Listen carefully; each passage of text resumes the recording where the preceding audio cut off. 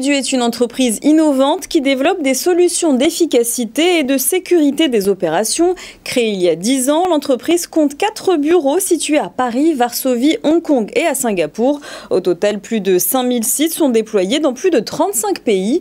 Grâce aux solutions proposées par Ubudu, 70% du temps de recherche est économisé par ses clients. La société emploie une trentaine de personnes et a pour objectif de multiplier son chiffre d'affaires par 5 ou 10 dans un secteur déjà très fragmenté qui devrait connaître une croissance de plus de 30% dans les 5 prochaines années. On parle donc de géolocalisation des objets avec Ubudu, son président cofondateur. Bonjour François Crutat, bienvenue. Heureux de vous retrouver. Vous étiez venu il y a quelques mois dans la version précédente de cette émission. À vos côtés, Victor Boget, bonjour. Bonjour. Vous êtes directeur commercial d'Ubudu. Donc je dis géolocalisation des objets. Dans quel secteur on vous retrouve en fait? Alors partout où il y a un enjeu en fait de localisation intérieure. Ouais. Donc typiquement dans les grands lieux. Donc par exemple une usine, si pour rechercher un outil, ça peut prendre plusieurs heures ou pour rechercher un produit. Et nous, on va drastiquement réduire en fait ces temps de recherche, de soit typiquement 70%. Ouais. Donc il y a l'industrie, on l'imagine. Il y a quels autres les hôpitaux, le matériel médical, bien entendu, c'est un énorme enjeu, d'autant plus qu'il y a une tension sur le personnel. Et donc on peut soulager à la fois le personnel infirmier et biomède sur la recherche de matériel médical. Et puis les restaurants. Donc, les restaurants, absolument, donc notamment les restaurants de services rapides. Ouais. Vous avez remarqué qu'aujourd'hui, on commande avec des bornes, ouais.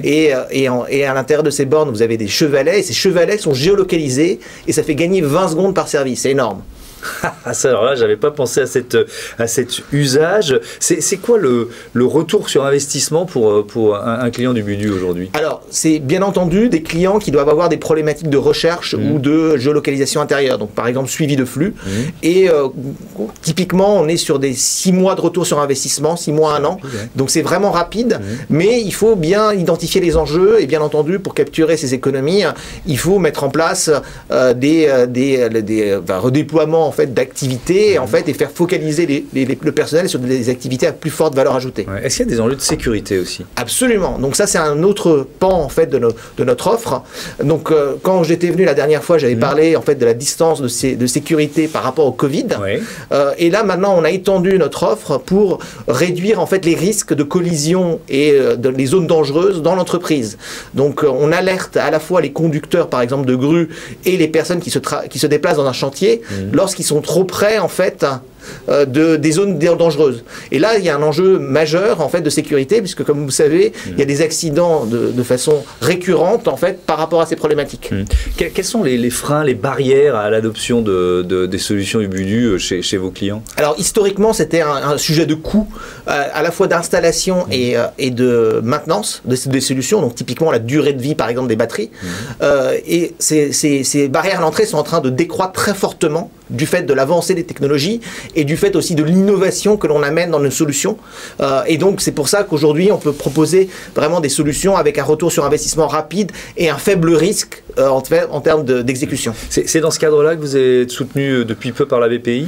Oui, absolument. On a été retenu récemment dans les solutions de l'industrie du futur, donc par la BPI, et donc pour proposer justement nos solutions à l'industrie française qui, comme vous le savez, doit se moderniser et se focaliser et rapatrier en fait un certain nombre de productions. Ouais. Alors il y a une dimension importante dans la croissance d'Ubudu, Victor Boget, c'est l'Asie.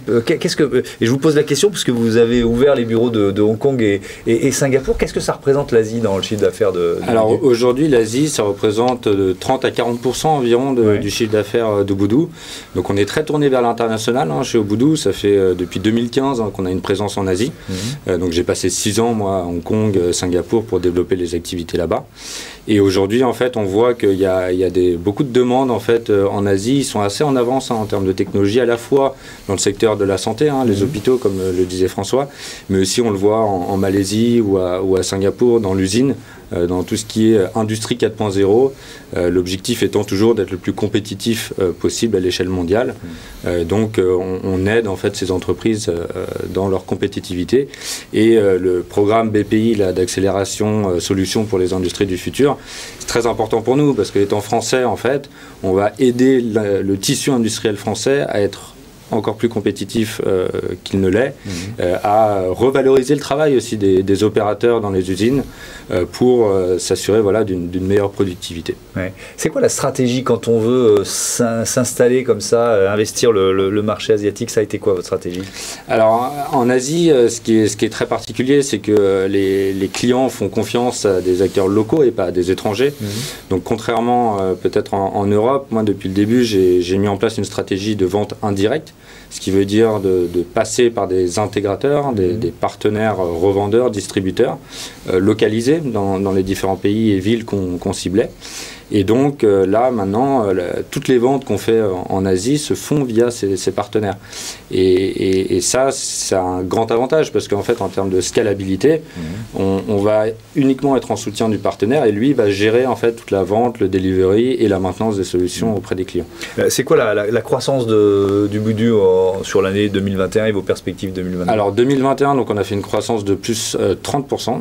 Et sur 2022, donc on veut faire au moins 30%. Donc ça, c'est l'objectif, il y a une bonne dynamique qu'il faut confirmer et aller chercher encore plus. Et donc c'est pour ça que cette stratégie en fait indirecte de partenaires, on va l'appliquer aussi à l'Europe. Et donc avec un focus notamment en Suisse et en Italie, où là on est en train de vraiment de construire un écosystème de partenaires pour justement les former à notre solution pour qu'ils puissent les proposer à leurs clients. Ouais. Pourquoi, François Ciotat, c'est important comme ça d'être présent sur différents marchés en Europe, en Asie? Donc la concurrence sur les solutions technologiques, elle est mondiale. Donc aujourd'hui, d'ailleurs, nos principaux concurrents, ils sont étrangers. Et donc il faut investir le monde parce que justement, les clients, ils vont chercher la technologie là où elle est disponible et là où elle est la plus abordable. Et donc pour ça, il faut pouvoir se développer dans le monde entier. De plus, les marchés vont pas tous à la même vitesse. Donc notamment en Asie, on a pu développer en fait des projets très précurseurs et de très grande ampleur qui n'aurait pas été possible en Europe. Donc par exemple, actuellement en Asie, on a un projet de géolocalisation sur plus de 15 hectares avec plus de 8000 senseurs et une géolocalisation en fait qui se fait avec une précision de moins d'1 mètre sur plus de 3000 objets en même temps. Oui, donc c'est vraiment impressionnant. Et puis on peut conclure là-dessus. C'est des marchés qui n'ont pas forcément la même temporalité, surtout en période de pandémie. Oui, absolument. Il faut avoir en fait des marchés qui ont des vitesses différentes et des mesures d'adoption différentes parce que justement il faut toujours être à l'avance en fait dans les solutions technologiques et pour ça en fait les marchés vont pas tous à la même vitesse et sont pas tous au même point. Donc on est très content d'avoir développé cette activité en Asie parce que typiquement c'est un des premiers marchés aujourd'hui mondiaux sur les solutions de géolocalisation intérieure. Merci beaucoup, merci à tous les deux d'être venus nous présenter Ubudu et je vous propose tout de suite de découvrir une autre entreprise grâce à Ahmad Laoui.